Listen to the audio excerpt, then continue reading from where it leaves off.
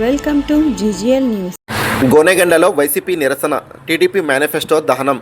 Gonegandla YSR Congress party ఆధ్వర్యంలో Telugu Desam party ప్రభుత్వానికి వ్యతిరేకంగా భారీ నిరసన కార్యక్రమం నిర్వహించారు. ఎమ్మిగనూరు నియోజకవర్గపు ఇన్ఛార్జ్ ఎర్రకోట రాజీవ్ రెడ్డి నేతృత్వంలో పార్టీ శ్రేణులు వైసీపీ కార్యాలయం నుంచి ర్యాలీగా బయలుదేరి వైఎస్ఆర్ సర్కిల్ వరకు ఆందోళన ప్రదర్శన చేపట్టారు. దివంగత మహానేత వైఎస్ రాజశేఖర రెడ్డి విగ్రహానికి పూలమాలలు వేసి నివాళులర్పించారు. అనంతరం తెలుగుదేశం పార్టీ మేనిఫెస్టో ప్రతులను దహనం చేస్తూ నిరసన వ్యక్తం చేశారు. ఈ సందర్భంగా మాట్లాడిన రాజీవ్ రెడ్డి ఎన్నికల సమయంలో ఇచ్చిన హామీలను అమలు చేయకుండా ముఖ్యమంత్రి నారా చంద్రబాబు నాయుడు ప్రజలను మోసం చేస్తున్నారని తీవ్ర విమర్శలు చేశారు. 2 ఏళ్ల పాలనలో అభివృద్ధి కంటే కక్ష సాధింపు ఎక్కువగా కనిపించిందని, ప్రజలు అసంతృప్తి పెరిగిందని తెలిపారు. రాబోయే ఎన్నికల్లో ప్రజలు మళ్లీ వైఎస్ జగన్మోహన్ రెడ్డికు మద్దతు తెలుపుతున్నారని విశ్వాసం వ్యక్తం చేశారు. ఇకనైనా ప్రభుత్వం ఇచ్చిన హామీలు అమలుపై దృష్టి సారించాలని, లేకపోతే వచ్చే ఎన్నికల్లో తీవ్ర పరిణామాలు తప్పవని హెచ్చరించారు. ఈ కార్యక్రమంలో వైసీపీ నాయకులు కేవీ కృష్ణారెడ్డి, బందే నవాజ్, మన్సూర్, చికెన్ రాజా, భాస్కర్ రెడ్డి, డాక్టర్ శివరాములు, శ్రీనివాసులు, గంజలి రాముడు, మహేష్ రెడ్డి, రంగన్న, కాజా, రఘు తదితర నాయకులు పాల్గొన్నారు. తాజా అప్డేట్స్ కొరకు జీజీఎల్ న్యూస్ ఫాలో చేయండి.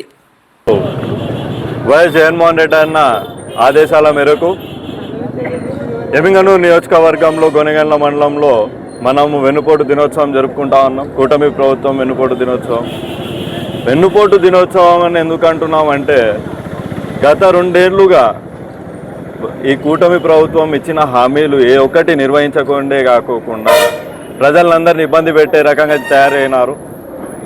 ఒక హామీ సూపర్ 6 అన్న హామీలు ప్రజల్లోకి వచ్చి మీటింగ్లు పెట్టి సూపర్ 6 అన్నీ ఇచ్చేసాం, ఇప్పుడు ఎవరన్నా మాట్లాడితే తాట తీస్తామంటే, ఇలాంటి మాటలు చెప్పడం కంటే ఇచ్చిన హామీలు మన ప్రజలందరికీ ఇచ్చింటే ఇంకా బాగుండు.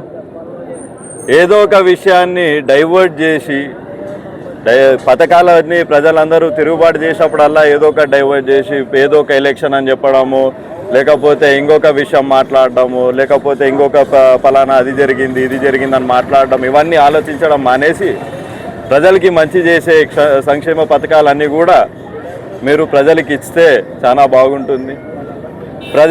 నిరుద్యోగులకి 3,000 అని చెప్పినారు, ఈరోజు వరకు ఏ నిరుద్యోగికి రాలే.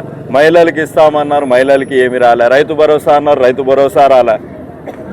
మళ్ళీ మీరు ప్రభుత్వాన్ని ఏ రకంగా నడుపుతా ఉన్నారు, దేనికోసం నడుపుతా ఉన్నారు? ఇంకేమన్నా అంటే అమరావతి అనే పేరుతో కోట్ల స్కాములు. 1 కిలోమీటర్ రోడ్ వేయడానికి 190 కోట్ల వరకు ఖర్చు పడుతుందంటే, ఆ రోడ్డుని మనము బంగారుమయంతో కూడా చేయొచ్చు. బంగారు కోటింగ్ వేసుకొని కూడా రోడ్డు చేసుకోవచ్చు 190 కోట్లతో. అంతొట్టు ఖర్చు ఎందుకు వస్తుంది? అదిగాక అమరావతిలో ఏముందని చెప్పి మీరు అభివృద్ధి అని చెప్పిన మాటకు ఆ అభివృద్ధి ఏం కనిపిస్తుంది? ఇప్పుడు వర్షాకాలం వస్తుంది, వర్షాకాలం రాగానే అమరావతి మొత్తం మునుగుతుంది. అమరావతి